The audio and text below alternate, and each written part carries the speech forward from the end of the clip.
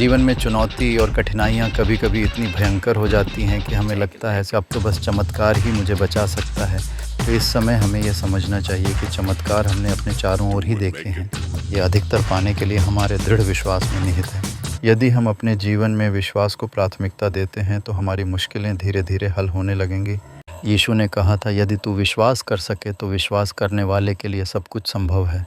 तो यह एक अनमोल वाक्य है जो हमें यकीन दिलाता है कि विश्वास का हर एक कदम हमारे जीवन में चमत्कार ला सकता है। आगे बढ़ने के लिए हमें लगातार प्रार्थना करनी चाहिए।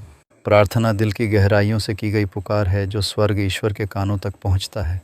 प्रार्थना करते रहना हमारे विश्वास को मजबूत बनाता है और यह हमें उस दिशा में आगे बढ़ने के लिए प्रेरित करता है जहाँ चमत्कार संभव है। परमेश्वर के प्रति हमारी आज्ञाकारिता भी महत्वपूर्ण है।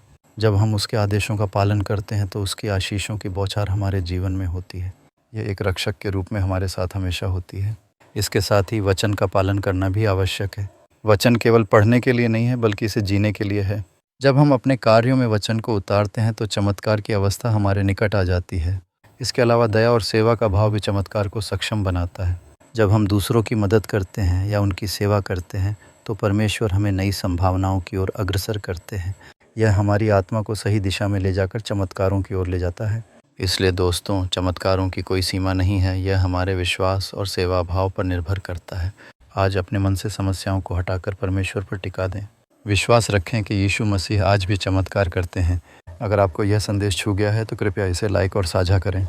इससे किसी की ज़िंदगी में सकारात्मक बदलाव आ सकता है।